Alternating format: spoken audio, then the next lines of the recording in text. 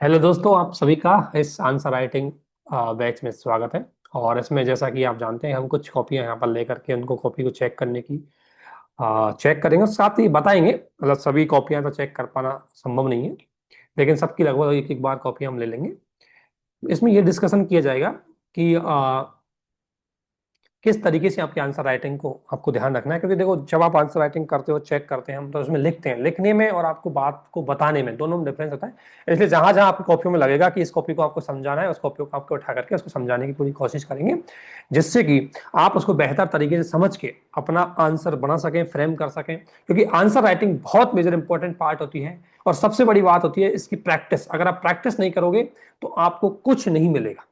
आप कुछ भी, चाहे कितनी इंफॉर्मेशन आपके पास हो, कितना ही आपके पास तरीके हो, लेकिन जब तक आप उसकी बेहतर तरीके से प्रैक्टिस नहीं करोगे, उस इंफॉर्मेशन को अप्लाई नहीं करोगे, तब तक आपका नंबर आना संभव नहीं है। तो इसलिए आप प्लीज ज्यादा से ज्यादा प्रैक्टिस करोगे तो आपकी एक्यूरेसी इंप्रूवमेंट होगी। आंसर राइटिंग के दो चार फायदे होते हैं, आप सभी पता है। एक तो आपकी इसकी प्रैक्टिस से आपकी, देखो, एक तो स्पीड बढ़ती है, सबसे बड़ी चीज तो कि राइटिंग स्पीड बढ़ेगी आपकी शब्दों का। दूसरा, शब्दों का चेन। अगर आंसर राइटिंग करोगे, शब्दों का चेन अच्छा करोगे, चयनित बहुत अच्छे से करोगे, आपको पता है कौन सा कीवर्ड यूज करना है किस जगह। तीसरा, अप्लाइड वाला पार्ट, जो आपको फैक्ट, जो आपको मैप, ये वगैरह जो यूज करने हैं, जो आपको ये सब हवा में यूज नहीं होते, इनको पहले सीखना पड़ता है। कौन सा चार्ट बनाना है, कौन सा डायग्राम बनाना है, कौन सी जगह यूज करना है। क्योंकि अनावश्यक यूज करना भी गलत बात है, सही जगह यूज करना एक अलग बात होती है। ठीक है ना? तो वो सारी चीजें आपको उसको प्रैक्टिस से ही सीख पाओगे। और एक और इंपॉर्टेंट चीज इसमें रिवीजन आपका होता है, सबसे बड़ी बात है रिवीजन।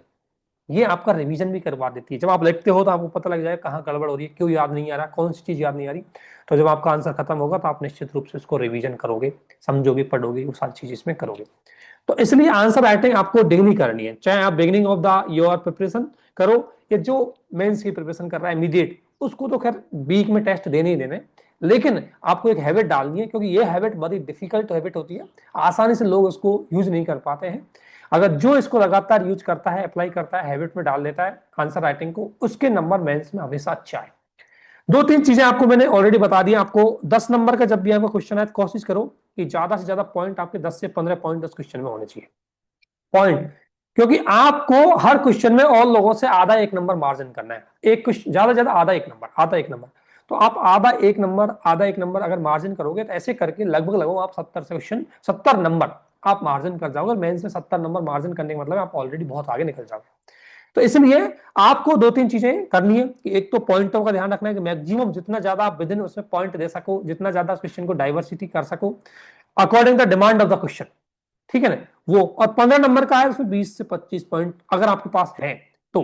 अब पॉइंट तभी याद आएंगे जब आप बार बार आंसर राइटिंग करोगे। इसके अलावा इसमें एक चीज और ध्यान रखनी है आपको, वो सबसे बड़ी बात यह कि कोशिश करो कि आपको क्वेश्चन की डिमांड पे फोकस करना है, क्वेश्चन ने क्या मांगा है। और बहुत ज्यादा कुछ लोग सोचते हैं मैं बहुत अच्छा आंसर लिखने की कोशिश करूँ, बहुत अच्छा लिखूं, नहीं। आप सिंपल से वे में आंसर को लिख दो। बहुत ज्यादा उसको बड़ा चढ़ा करके लिखने की जरूरत नहीं, उसमें नंबर नहीं आते। सिंपल क्वेश्चन जो पूछा है उसी भाषा में उसको आंसर दे देना बस। कुछ लोग सोचते हैं मैं इंट्रोडक्शन बहुत अच्छा करूंगा तो मेरे नंबर अच्छा जाएंगे, नहीं।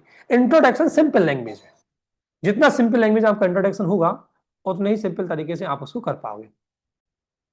तो ये डिमांड पे फोकस करना है, बहुत सिंपल वे में आपको डिमांड का रिप्लाई देना है। बहुत ज्यादा उसको बड़ा चढ़ा कर लिखना नहीं, पॉइंट वाइज देना है। एक एक एग्जाम्पल, एक एक फैक्ट यूज करते हुए क्वेश्चन को देना है, वही आपको यहाँ सीखना है, आपको क्या ध्यान रखना है। तो जैसे कि इसने इस क्वेश्चन आपको बहुत बड़ा क्वेश्चन दिख रहा है, और क्वेश्चन देखने में बड़ा है, लेकिन अच्छे से समझा है, इसको समझने की कोशिश करो। एक क्वेश्चन के सारे पार्टों को लिखना है आपको, और एक बैलेंस रखना है कि इतने पार्ट में इतना ही लिखना है। वो सारी चीजें प्रैक्टिस से आती है, एक दिन से नहीं आती। कोई मैं आज आपको बता दूंगा तो आप कल सीख जाओगे, ऐसा नहीं है।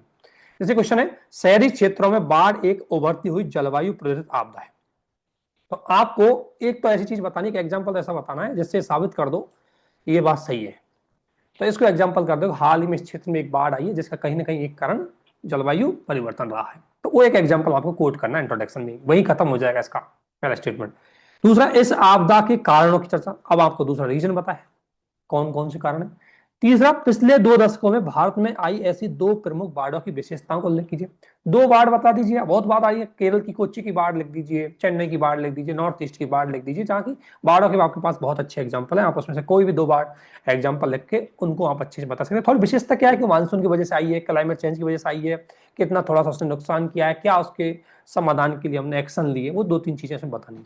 भारत की उन नीतियों एवं ढांचों का वर्णन कीजिए जिनका उद्देश्य ऐसी बाढ़ों को निपटना है। अब भारत की बाढ़ निपटान जो नीति है उसको आपको बता देना है, तो वो सारी चीजें आप इसमें बता दोगे। सरकार की स्कीम है बहुत सारी, उसमें कोई बड़ी बात है नहीं आपके पास, ठीक है ना।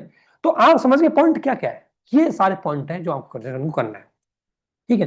क्वेश्चन समझ गए करें। अब देखो इन्होंने लिखा है शहरी क्षेत्रों में बाढ़ जनता लोक जीवन की चिंता कर रही है, ठीक है, ये बुरी बात नहीं है, लेकिन अगर इसी को मैं एक एग्जाम्पल से शुरू कर दूं, इसी को मैं एक एग्जाम्पल रख दूं कि हाल ही में जो कोची की बाढ़ आई है, कोची में या केरल जो बाढ़ आई है, वो लगातार असामयिक मानसूनी वर्षा के कारण आई है, जो मतलब लगातार बरसात के कारण आई है, जो असामयिक है। असामयिक मतलब जो जलवायु के अकॉर्डिंग नहीं है, या अति बरसात है, अतिवृष्टि की वजह से आई है, तो वो किसका कारण है, वो एक जलवायु परिवर्तन का क्या है कारण है। तो उस एग्जाम्पल से आप स्टार्ट कर सकते हो, एक एग्जाम्पल देकर के। एक तरीका तो आपके पास एक है, एक आपको यूएनएफसीसी की एक रिपोर्ट है, ठीक है ना, जिसमें बाढ़, बढ़ती बाढ़ और जलवायु परिवर्तन के संबंध को लेकर के बात की गई, वो फैक्ट आपको मिल जाएगा, आप सर्च करोगे, ठीक है, उससे स्टार्ट कर सकते हो। तो कोई रिपोर्ट से स्टार्ट कर सकते हो, कोई एग्जांपल से जो हाल ही में हो रहा है उससे एग्जांपल करो।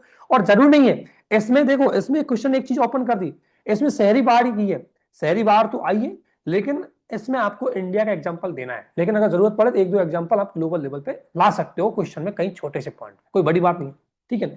तो ये एक इंट्रोडक्शन हो जाएगा आपको, तो थोड़ा सा आप इसमें एग्जांपल दीजिए, ठीक है, ये बुरी बात नहीं है, लेकिन गिव ए एग्जांपल, एग्जांपल से थोड़ा सा इसको और सही कर सकते हो, मैं लिख देता हूं, ठीक है ना, ठीक है ना। तो कोई रिपोर्ट से स्टार्ट कर सकते हो, या कोई एग्जाम्पल से, या प्रेजेंट कोई सिचुएशन से, या कोई स्टेटमेंट है, कोई ऑफिशियल स्टेटमेंट है तो उससे स्टार्ट कर सकते हो। कोई यूएनए का, पर्यावरण मंत्रालय का, या किसी का कोई स्टेटमेंट है तो उससे आप स्टार्ट कर सकते हो, ठीक है। अगला बात, अब देखो बाढ़ शहरी, ये शहरी, अब देखो यहां एक चीज और ध्यान रखना, इस आपदा के कारण पर चर्चा की, पिछले दशक में भारत में आई ऐसी दो प्रमुख बाढ़ विशेषता उल्लेख की। अब देखो यहाँ एक चीज है, शहरी बाढ़ वाला साथ क्वेश्चन यहाँ शहरी क्षेत्रों की बाढ़ लिखते हैं, तो शहरी वाला लिख देना आपको। अब शहरी क्षेत्रों में आपको बाढ़ लिखनी है तो दो एग्जाम्पल लिख रहे हैं। अब देख रहे हैं शहरी बाढ़ के कारण क्या है, बहुत सारे कारण शहरी बाढ़ के आपको बताए, और शहरी बाढ़ के जो जो कारण है मैं आपको बताता हूं, जो जो कारण है उनमें एक एक एग्जाम्पल दे देना, ठीक है। अब आपको मैं, ये सारी चीजें हमारे पास, आप लोगों के पास भी होंगी, शहरी बाढ़ की अगर आप एग्जाम्पल निकालोगे तो आपको मिल जाएंगे, कोई बड़ी बात नहीं है। जैसे मैं आपको एग्जाम्पल दे देता हूँ, चेन्नई, चेन्नई बाढ़, चेन्नई बाढ़ का क्या कारण हो सकता है, चेन्नई में जो बाढ़ आई, चेन्नई बाढ़ का एक सबसे बड़ी बात है, जल निकासी सिस्टम का अभाव था वहां पर। दूसरा, ऐसी जगह जो पब्लिक मतलब जो बाढ़ प्रभावित क्षेत्रों में जो बसावट है, ठीक है ना, वो एक सबसे बड़ी समस्या थी, उसकी वजह से बाढ़ उड़ा। बंबई बाढ़ का एग्जाम्पल दे दीजिए, तो आपको एग्जाम्पल कैसे देना है, कारण बता के उसके साथ में एक एग्जाम्पल दे देना है। जैसे अगर मैं आपसे इसमें एग्जाम्पल दूं, तो आपने लिखा है एक विफल शहरी नियोजन, तो विफल शहरी नियोजन में आप चेन्नई बाढ़ का दे सकते हो, इसके अलावा बंबई बाढ़ का दे सकते हो, है ना। बंबई बंबई में बाढ़ क्यों है, क्योंकि जल निकास सिस्टम नहीं था, इसलिए वहां पर बाढ़ आ गई। कुछ दिनों पहले दिल्ली में यमुना बाढ़, दिल्ली में यमुना क्षेत्र में बाढ़ आई थी, उसका भी एग्जाम्पल आप इसमें कोट कर सकते हो शहर क्षेत्र में। इसके अलावा आप बात करोगे, अगर आपने एग्जाम्पल दिया निर्वनीकरण, तो निर्वनीकरण का आप एग्जाम्पल दे दो। निर्वनीकरण के एग्जाम्पलों में आपको पूर्वी तटीय जो शहर क्षेत्र है वहां पर मिल जाएगा, तो वो एग्जाम्पल आप इसमें कोट कर सकते हो। ग्लोबलाइजेशन का एग्जाम्पल आप कोची बाढ़ का एग्जाम्पल दे सकते हो, ठीक है ना। ये ऐसे करके ना कारण दे रहा हूं, साथ में एक एग्जाम्पल कोट करना है, साथ में क्या करना है, एक सिंपल सा आपको एग्जाम्पल कोट कर देना है, उससे आपका आंसर एकदम बहुत अच्छा हो जाएगा, और उसमें आपको नंबर मिलने की संभावना ज्यादा रहेगी। इसलिए आप लोगों को, ठीक है, ऐसे कारण, और उसने कारण पे फोकस किया क्वेश्चन ने, और अगर उस कारण को तुम हल्के में ले जाओगे और उसको जल्दीबाजी में ऐसे दिखा दोगे तो उससे नंबर बन पाना आपका आसान नहीं होगा। इसलिए मेरा यह है कि थोड़ा सा एग्जाम्पल दीजिए। मैं आपको कुछ एग्जाम्पल इसमें कोट कर देता हूं जो आपको हेल्प करेंगे, और मेरे पास जैसे सिंपल सा है, देखो शहरी बाढ़ का ये टॉपिक है, तो मैं आपको एग्जाम्पल देता हूं उसमें।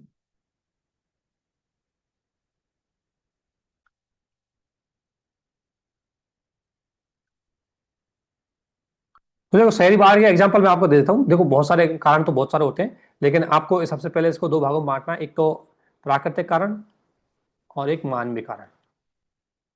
ठीक है ना। प्राकृतिक कारणों में आप दे सकते हो मौसम संबंधी कारक। ठीक है, ये तो सिंपल है, आपके पास है, सबके पास है, इसमें कोई बड़ी बात नहीं है। मैं आपको थोड़ा सा मानव नियोजित कारणों पर फोकस करूंगा, वो मैं आपको दो तीन कॉट कर देता हूं उसमें। ठीक है। अब मानव नियोजित कारण आपने दिए, मैं थोड़ा सा इसको अलग लैंग्वेज दूंगा क्योंकि ये क्वेश्चन पे फोकस है। तो मानव नियोजित कारणों में अगर मानवीय कारक में देखूं, सबसे पहले अनियोजित शहरीकरण। अनियोजित शहरीकरण, एग्जाम्पल मुंबई। मुंबई में क्या है, मुंबई में मतलब 35% आबादी है उसकी, वो कहां पर रहती है, बाढ़ प्रवण क्षेत्रों में रहती है। 35% आबादी है वो बाढ़ प्रवण क्षेत्र। ठीक है, ऐसे हो गया। इसके अलावा आप प्राकृतिक कारण, मानवीय कारणों में अनियोजित निर्माण देख लो। इसके कारण बेंगलोर बाढ़ आई थी 2012 में, 2022 में आई थी बेंगलोर बाढ़। ठीक है ना। ऐसे ही इसके अलावा अपशिष्टों का अनुचित अपशिष्ट अप्रबंधन, इसमें यमुना का एग्जांपल दे सकते हो, यमुना क्षेत्र में बाढ़, दिल्ली। ठीक है ना। मैं आपको ये बता रहा हूं, इसके अलावा जल निकासी सिस्टम का अव्यवस्थित, अव्यवस्थित जल निकासी, जल निकासी, इसका एग्जांपल आप दे सकते हो, दिल्ली बाढ़ या मुंबई बाढ़। तो ये एग्जांपल आपने कारण सहित बता दी, इतना इसको आपको बताना है बस। ठीक है। इसके बाद अगला, ये कारण बहुत है इसमें। इसके बाद ये सब चीज बता रही है, वैश्विक तापमान देखो, ये कारण मैंने ऊपर बता दिया, एग्जांपल सहित बता देना। वैश्विक कारण वो ठीक है, वैश्विक जलवायु वाला कारण, आपने जो भी कारण बता दिया, तो कारण पे लिमिट में फोकस करो। अब आपने यहाँ कारण पे दिया है बट एग्जाम्पल नहीं है, तो एग्जाम्पल दीजिए। ठीक है ना। ये एक चीज दीजिए, और ऐसे कोशिश करो पैराग्राफ में पॉइंट में लिखो, ऐसे रो रो में मत लिखो। 15 नंबर क्वेश्चन है, इसको एरा करके मत लिखो, सिंपल सा पॉइंट में लिखो। ठीक है ना। ये अलग चीज चल रही है आपकी रामगढ़ उत्तराखंड बाढ़, ये जो है। ठीक है। इसके अलावा शहरी बाढ़ के निपटान किया, अब आपको ध्यान रखना है, ऊपर ऊपर थोड़ा मैपिंग दे देना है, जो उसने पूछा ना पिछले 10 में बाढ़ के मैपिंग।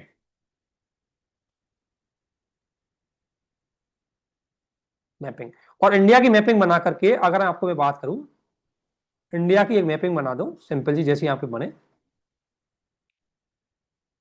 ठीक है ना। और उसमें दिखा देना है, यहाँ ये दिल्ली हो गया, है ना, ये कोची हो गया। ठीक है, कोची वार्ड हो गई, ये हो गया आपका बेंगलुरु वार्ड क्षेत्र। और यार सन लिख देना, जैसे 2022 में आई, दिल्ली में 2023 में थी शायद, तो सन लिख देना, ईयर लिख देना। तो ये आपका दूसरा पॉइंट खत्म हो गया क्वेश्चन का। पहला क्वेश्चन था कि कारण, दूसरा पिछले 2 दशकों से आई है वो, और तीसरा पॉइंट क्या था कि बाढ़ के समाधान के लिए सरकार द्वारा अपनाए गए उपाय। सरकार ने बहुत उपाय अपनाए हैं, जैसे सरकार ने, आपने देखे हुए, एक तो एनडीआरपी का अलर्ट सिस्टम, बिल्कुल आपने सही लिखा है। इसके अलावा बाढ़ चेतावनी सिस्टम, बाढ़ चेतावनी सिस्टम का सबसे बढ़िया एग्जांपल है IF इनफ्लो, बोलते हैं इनफ्लो मुंबई, ये मुंबई में है। ये अर्ली वार्ड सिस्टम है, अर्ली वार्निंग सिस्टम है, जब भी बाढ़ की स्थिति आती है तो मुंबई ने इसको अच्छे से यूज किया गया है। इसके लिए, इसके अंतर्गत भारत का, आपने देखा होगा, राष्ट्रीय योजनाएं जल प्रबंधन पर। ठीक है, जल जीवन मिशन, जल जीवन मिशन किसके लिए है, आपके बाढ़ प्रबंधन और जल को सही संरक्षण करने के लिए। ठीक है ना। इसके अलावा सरकार द्वारा बहुत बहुत प्रकार की SOP चलाई गई है कि बाढ़ को कैसे मैनेजमेंट करना है, तो ये आप देख सकते हो। इसके अलावा आप इसमें एक दो एग्जांपल देख सकते हो, जल जो निकाय है उनका पुनरुद्धार करना, ताकि जल संरक्षण को वो इकट्ठा कर सके, वो सारी चीजें। शहरी अमृत प्रोजेक्ट, स्मार्ट सिटी मिशन, ये सब क्या है, इसी के एग्जाम्पल है, नीतियां हैं, और इनके बेसिकली क्या क्या उद्देश्य, वो एक एक लाइन में इसमें डाल देना एग्जाम्पल है।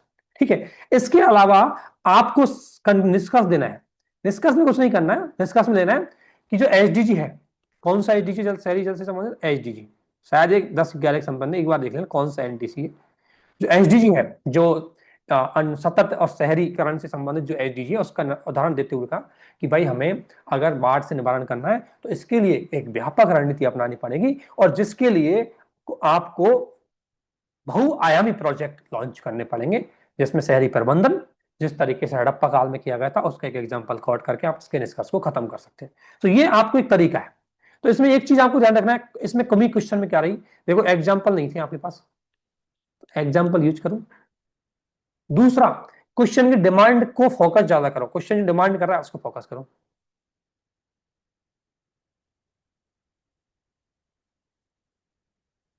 कोशिश करो, इसमें मैपिंग की आपका स्कोप था, देखो मैपिंग का स्कोप हर जगह नहीं होता लेकिन इसमें था।